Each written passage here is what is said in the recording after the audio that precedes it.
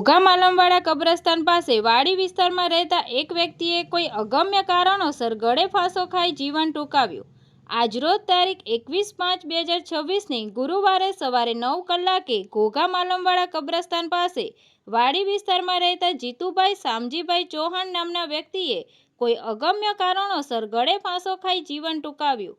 આ બનાવની જાણ ઘોઘા પોલીસને થતાં જ તાત્કાલિક ઘોઘા પોલીસ ઘટના સ્થળે પહોંચી હતી અને મૃતકની લાશને પીએમ અર્થે ઘોઘા સીએચસી હોસ્પિટલ ખાતે ખસેડવામાં આવી હતી।